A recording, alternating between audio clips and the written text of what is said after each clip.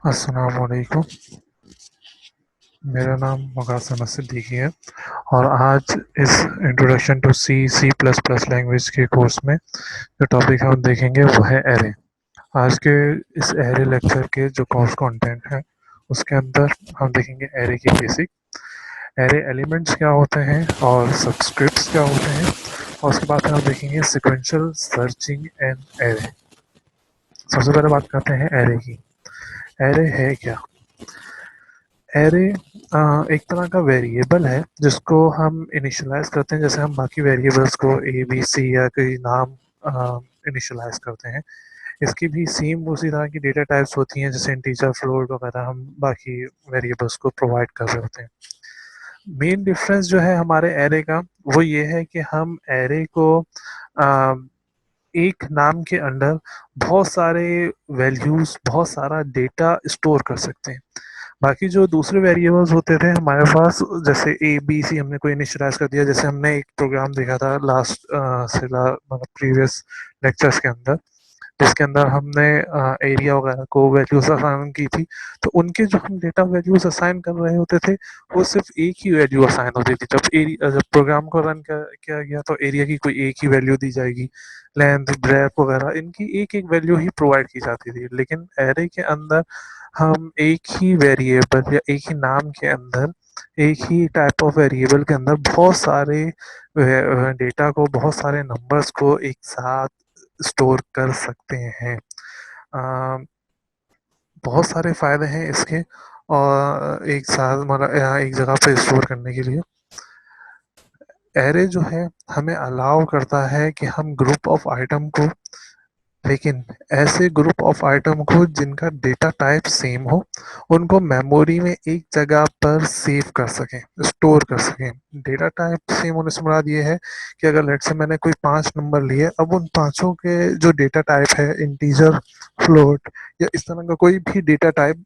जो है वो सबका सेम होना चाहिए। अगर पहले का इंटीजर है तो दूसरे, तीसरे, चौथे, पांचवें का भी इंटीजर होना चाहिए।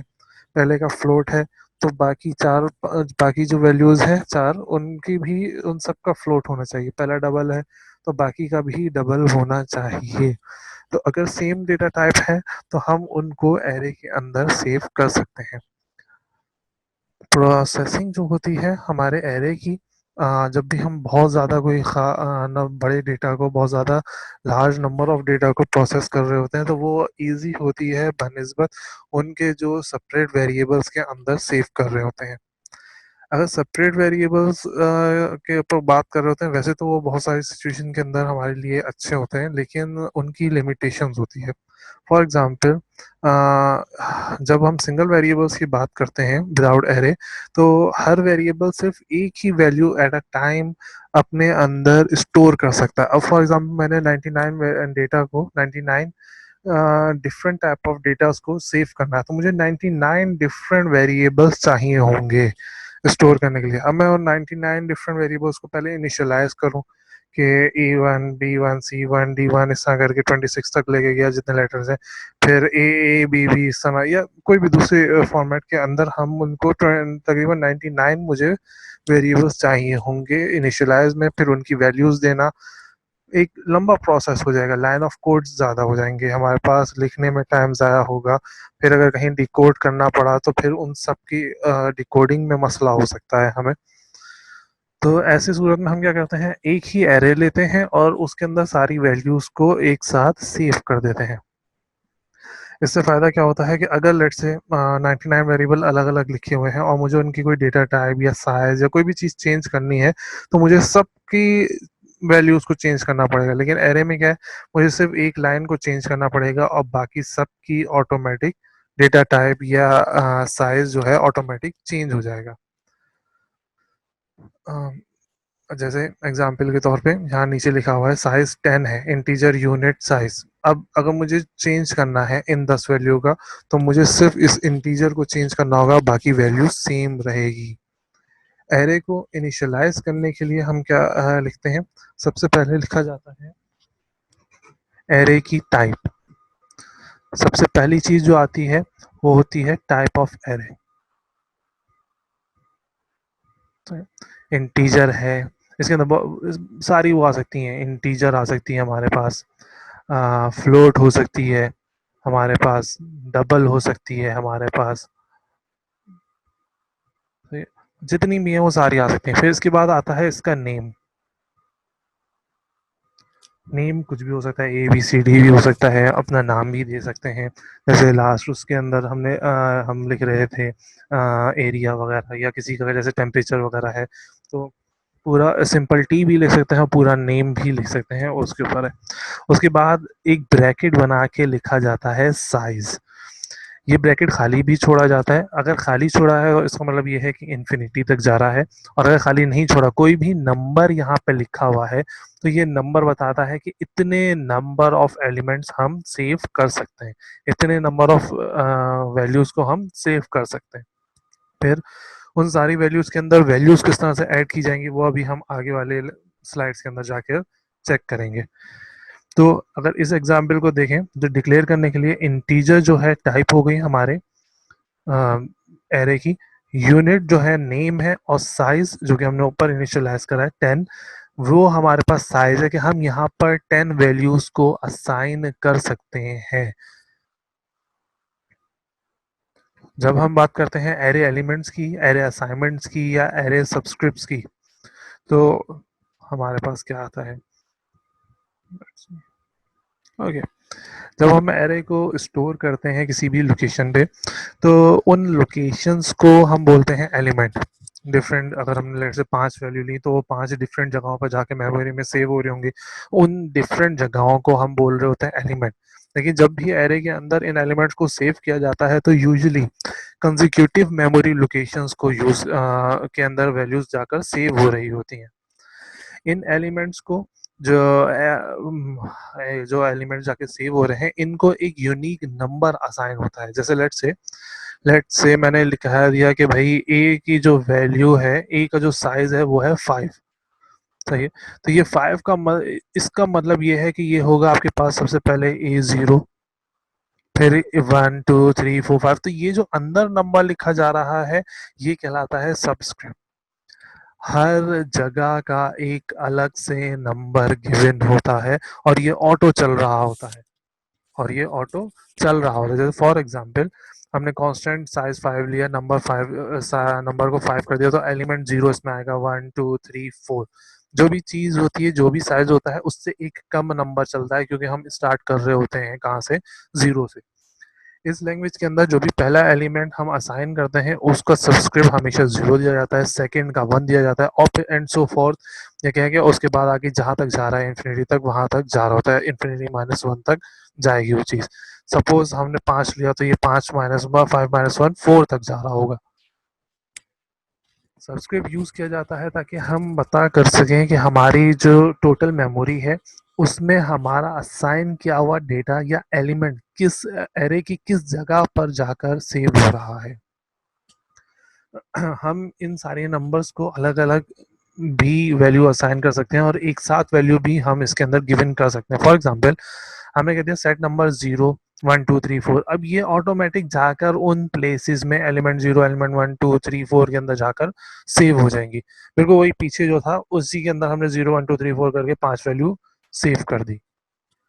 एरे को इनिशियलाइज करने के बहुत सारे तरीके हैं। जिस तरह से आपने एरे इनिशियलाइज करना है, उसका डेटा क्या देना है, तो एरे को या तो आप बाद में वैल्यू दे रहे हो, या जब आपने एरे को इनिशियलाइज करा ऊपर अपने डेटा के अंदर, जैसे INT ABC लिखते हैं, वैसे INT आपने कोई भी एरे लिखा, उसके स्क्वायर ब्रैकेट के अंदर स्क्वायर ब्रैकेट के अंदर उसके नंबर लिखे, उसी वक्त आप इसको इनिशियलाइज कर सकते हैं इक्वल्स टू करके। जैसे हम लिखते हैं सिंपल नंबर के अंदर हम लिखते हैं INT A = 5, तो ये हमें पता होता है कि ये 5 जो है इसकी वैल्यू, वैसे ही हम इसी के आगे इक्वल्स टू डालकर यहाँ पे ये वैल्यूज लिख देंगे। इन वैल्यूज का मतलब ये है कि ये ऑटोमेटिक, ये कॉमे जो है हमारे एलिमेंट्स को सेपरेट कर रहे हैं। ये पहला एलिमेंट मतलब एलिमेंट 0, एलिमेंट 1, एलिमेंट 2, एलिमेंट 3, और ये एलिमेंट ऑटोमेटिक 4 हो जाएगा। ये जितने भी सीरीज हैं, इनको हम सेपरेट करते हैं कॉमे से, और इनको कहलाइए, और ये चीज़ें कहलाई जाती हैं हमारी इनिशियलाइजेशन लिस्ट।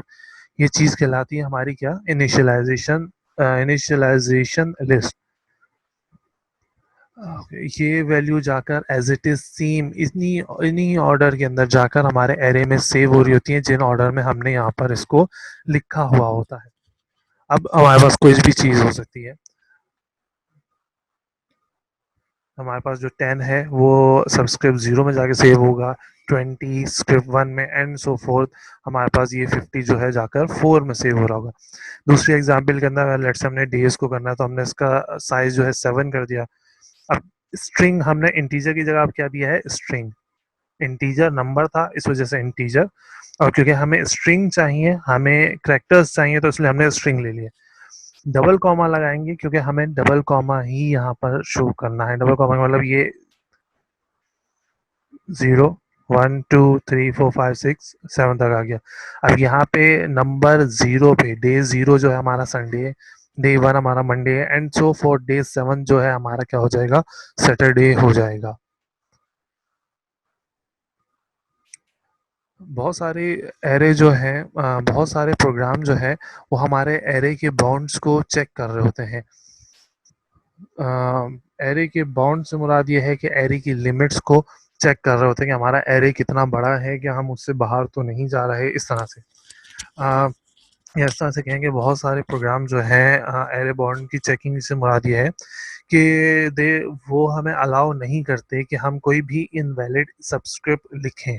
कोई भी हम इनवैलिड सब्सक्रिप्ट लिखें, वो जैसे ही हम कोई इनवैलिड सब्सक्रिप्ट लिखेंगे तो वो ऑटोमेटिकली क्या करेगा, उसका एरर जनरेट कर देगा। फॉर एग्जांपल, हमने इस तरह से लिखा कि साइज 5 है और नंबर 5। अब नंबर 5 से मुराद ये है कि ये 0 से 4 तक चलेगा, 5 माइनस 1 4 तक चलेगा, लेकिन हम सेट नंबर कर रहे हैं किसको, 5 को। एरे 4 प्लेसेस तक का, 0 1 2 3 4 का, लेकिन हम पांचवी वैल्यू के अंदर ये नंबर डाल रहे हैं। तो ऐसी सूरत में हमारे पास जो है एक एरर जनरेट हो जाएगा कि आपका एरर, आपका जो एरे है वो आउट ऑफ साइज है, या एरे डिक्लेयर नहीं हुआ हुआ, इस तरह का हमारे पास कोई एक एरर हमारे पास जनरेट हो जाएगा। हाँ हाँ, बहुत सारे लोग क्या करते हैं, watch of watch for of by one error को यूज़ कर रहे होते हैं। इससे क्या होता है, हम पहले से सेट कर देते हैं हमारा जो भी साइज है उससे एक नंबर कम तक की वैल्यू हमारे पास आकर सेव हो रही हो। पार्शली फिल्ड, इसके बाद जो हमारे पास सॉफ्टवेयर आता है वो है हमारे पास पार्शली फिल्ड एरे का। पार्शली फिल्ड एरे से मुराद ये है कि समटाइम्स हमें ऐसा पता होता है कि हमारे पास कितना डेटा है जो हमें सेव करना है। बहुत सारे प्रोग्राम्स ऐसे होते हैं, जैसे अभी हमने डेज की बात करी, तो हमें पता था कि हमारे पास 7 ही डेज हैं। अगर हम कॉइन फ्लिप की बात करते हैं या कॉइन साइड्स की बात करते हैं, तो हमें पता है कि कॉइन की 2 ही साइड है। या अगर हम डाइस की बात करते हैं, डाइस फेसेस की बात करते हैं, तो हमें पता है डाइस के 6 ही फेसेस हैं। लेकिन अगर लेट से हमें कोई रैंडम नंबर सेलेक्ट करना है, या हमें कोई भी नंबर सेलेक्ट करना है वो इंफिनिटी कहीं पे तक भी, तो एट दैट टाइम हमें नहीं, हम उस साइज को एरे के फिक्स नहीं कर पाएंगे। ऐसी सूरत में हम क्या करते हैं, एक ओपन एरे इनिशियलाइज करते हैं, और कोशिश ये करते हैं कि जहां तक हमारा नंबर आए, जहां तक हमारा डेटा हो, वहां तक तो हम उसको यूज कर लें, और बाकी प्लेसेस को हम क्या कर दें, 0। ये फिक्स नंबर के साथ भी किया जा सकता है। लेट्स से कि मैंने 8 प्लेसेस ली किसी एरे में, लेकिन मुझे सिर्फ 5 का ही काम करना है, तो मैं क्या करूँगा, एक ऐसा प्रोग्राम डिजाइन करूँगा कि बाकी बच जाने वाली वैल्यूज ऑटोमेटिक क्या हो जाए, 0 हो जाए। 0 इस वजह से हो जाए, या 0 ये इंडिकेट कर रहे होंगे कि इस एलिमेंट में या उस जगह पर कोई वैल्यू मौजूद नहीं है। Sequential search and array. Sequential search ये एक सिंपल टेक्निक है जो कि हेल्प करती है किसी भी आइटम को ढूंढने में हमारे पूरे एरे में। अब मेरे पास एरे में 100 एलिमेंट मौजूद है। अब मुझे कौन सी जगह पे, मुझे क्या पता चले, किसी बंदे को नहीं पता कि उसको कहाँ से वो जगह उठानी है, तो फिर हम सिक्वेंशली सर्च करते हैं उस एरे को। इसके अंदर हम उस नंबर को, प्रोग्राम जो है कंपेयर करता है बाकी नंबरों से, जो उस बाकी नंबर से या बाकी डेटा से, बाकी सब्सक्रिप्ट से, उसके अंदर उसको कंपेयर करता है और चेक करता है कि कहाँ पर सेम वैल्यू मौजूद है। जहाँ सेम वैल्यू मौजूद होती है वो चीज़ वहाँ से पिक कर लेता है। अगर वैल्यू मौजूद नहीं है तो ये टिल एंड तक सर्च करता है। और फिर जाकर उसकी सर्च एंड पे जाकर उसकी सर्च स्टॉप हो जाती है। हाँ, अगर उसको कहीं बीच में मिल जाता है तो फिर उसकी जो सर्च है वो वहीं पर रुक जाती है। जो हमारे पास एल्गोरिथम यूज करते हैं हम, लूप का यूज किया जाता है। एक ऐसा लूप का प्रोग्राम बनाया जाता है जो हमारे एल्गोरिथम के या हमारे एरे के हर स्टेप को, हर एलिमेंट को चेक करे। कहाँ से? बिल्कुल स्टार्ट से चेक करता है और फिर टिल एंड तक जाता है, अनटिल अनलेस कि उसको कहीं वैल्यू बीच में मिल जाए। अगर तो उसको वैल्यू बीच में मिल गई कहीं भी किसी भी जगह पर, तो हो सकता है दूसरी या हो सकता है पहली पोजीशन पे ही मिल जाए, तो ये वो अपनी सर्च को वहीं पे रोक देगा। अगर उसको वैल्यू नहीं मिली उस एरे में, तो वो अनसक्सेसफुल सर्च करेगा till the end of the array. इसी बात यहाँ पे हमने देखना है, या इस स्लाइड्स के अंदर हम देखेंगे कि हम और कितनी तरह से अपने एरे को इनिशियलाइज कर सकते हैं। फॉर एग्जांपल, एरे को अभी हमने एक इनिशियलाइज देखा था कि हम उसी के आगे वैल्यू लिख देते हैं। ये हमारे पास बताया हुआ है कि हम किस तरह से एरे को लिखते हैं। जनरलाइज सबसे पहले लिखा जाता है टाइप ऑफ एरे, फिर एरे का नाम और उसका साइज। जैसे फॉर एग्जांपल INT टाइप है एरे का, नाम और कितने एलिमेंट है उसके अंदर 85, लेकिन कहाँ से कहाँ तक ये चाह रहे होंगे? 0 से 84 तक। 1 माइनस ही जाता है, 0 को काउंट करते हैं 84 तक। अगर 0 एलिमेंट को भी चलाएंगे तो ये टोटल काउंट हमारे पास 85 बन रहा होगा। ओके, इसको लिखने का हमारे पास एरेस को लिखने का जो डिफरेंट तरीके हैं, ये डिफरेंट तरीकों से जो हम इनिशियलाइज कर सकते हैं डेटा अपने एरे के अंदर, वो ये है।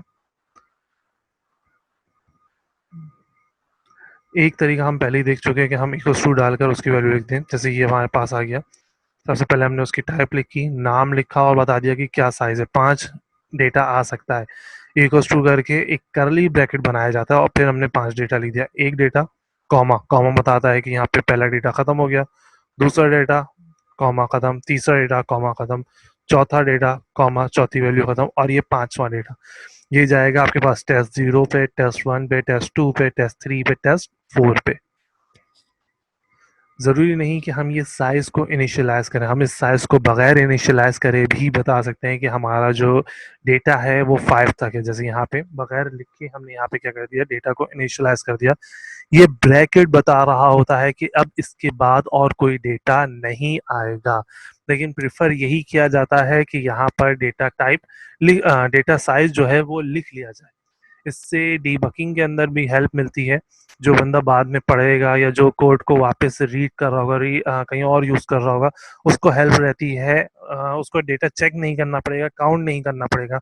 अभी तो हमारे पास वैल्यू सिर्फ 5 तक जा रही है, लेट्स से यही हमारे पास 80 होता, 20 होता, तो उसको बार बार हर नंबर को काउंट करने की जरूरत नहीं पड़ेगी। वो सिर्फ यहाँ पे देख के बता सकता है कि एरे के अंदर टोटल वैल्यूज कितनी मौजूद है।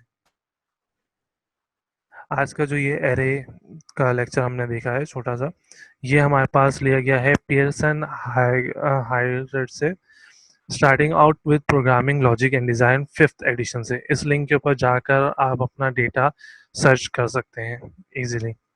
आज के लिए यहीं तक था। Thank you. अल्लाह हाफिज़।